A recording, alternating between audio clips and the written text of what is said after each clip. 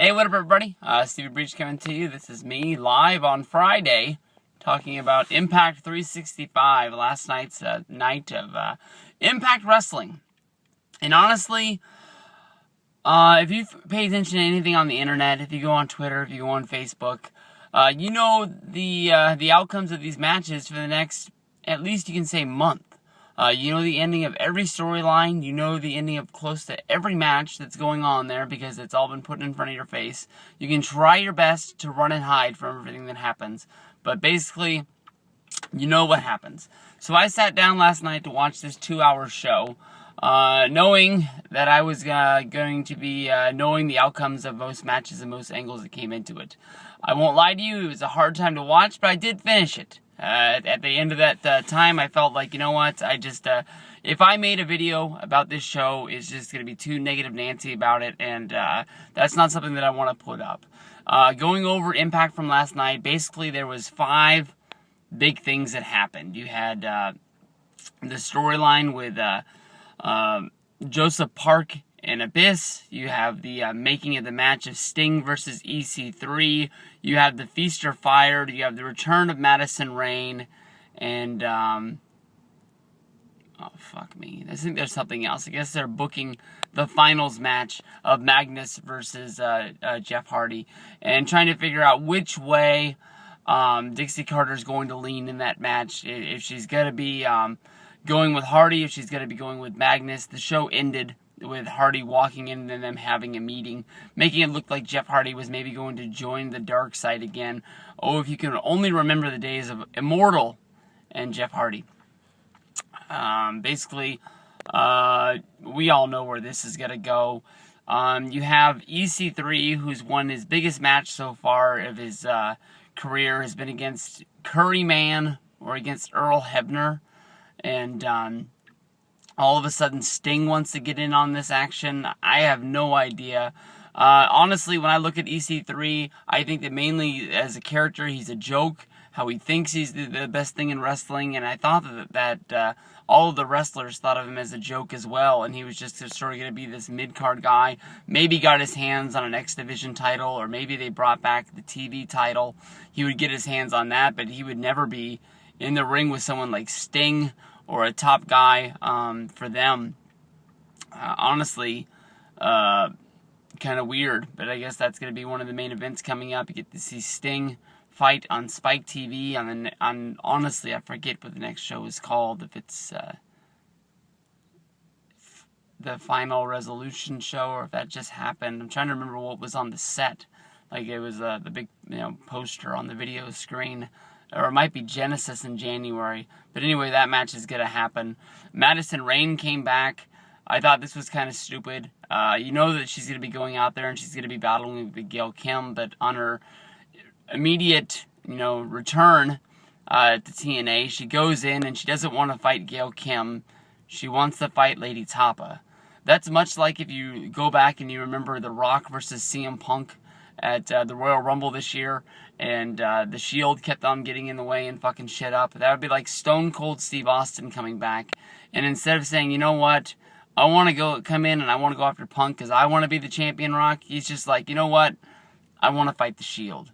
It makes no sense why somebody's going to want to come back and return just to fight the lackey. I mean, like, Lady Tapa might be the big woman star that's there, but I think if you're coming back to TNA and you want to make an impact, you want to win the TNA title. I mean, that's what you show up to the game for, and it's basically everything that matters. Last but not least was the main event, Feast or Fired match. All the guys were in there brawling around. I thought I would be into this match. It was the main reason why I tuned in. It's one of my favorite things to come out there. I like the match itself. I don't like really the reveal of everything that's happened. I can't think of anybody ever really cashing in one of these briefcases and ever really making a lasting impact. Somebody might put in the comments, this person won the title or something like that. But I mean, like, honestly, nothing really sticks out in my mind except for Hernandez cashing in on that 4-way, making it a 5-way, and sort of scratching your head like, what the fuck does that mean? Like, you could have a title shot on any Impact and make it a 1-on-1, yet you want to go into a 4-way and make it a 5-way. Instead of having a 50% chance of winning a match, you want to have a 20%. I remember the storyline of Scott Steiner winning the X Division briefcase and him bullying, trying to get the world title one. And that was with P.D. Williams. And I think they had a Feast or Fired match with the Chicks, and it was like the main event reveal on Impact that they thought was going to help in their Monday Night Wars. Was having the girls on TV for the last 15 minutes of Impact instead of having, an actual match. People flipped over and watched whatever WWE was having it that night, and they didn't really give a shit on what Impact was doing. But when it all comes down to it, James Storm had a chance to reach up and grab the one, and Gunner ended up winning that case. Then you have from the Bromance group, you had Zema Ion grabbing a case. I think that's going to be his way of coming back and returning. And then the other case was won by EC3. And then you have Chavo Guerrero winning the other one. When you look at this, I'm guessing you're going to have to think that the world title one is going to have to fall into the hands of EC3. I know that they're going to have a big feud between James Storm and Gunner over this briefcase, and Storm saying that Gunner is getting in his way, trying to jump over him and stuff in order to become that star. Gunner's gotten into Storm's matches the last few times, and he's done some stupid shit to help him lose some matches. But it's even going to be even better when that's unveiled that what they're fighting over is for the tag team championship. And then they have to go into a tag team championship match, try to put everything behind them, and then you finally get the breakup of these two. Chavo will get the exit. EC3 will get that world title shot. I guess he's going to beat Sting. I don't know any other reason why you'd put him in that match. If Sting beats him, where do you go from there? Oh, and then the other thing was Mr. Anderson came out to cut a promo. He was jumped from behind by Bully Ray. Bully Ray gave him the pile driver right there on the set again, just much like how he was laid out before his exit from TNA, I guess you can say, at the end of that match. And it was so long from the Aces and Eights and so long from TNA, and then it took him to After Bound for Glory to come back. So I guess that's hyping up their big match.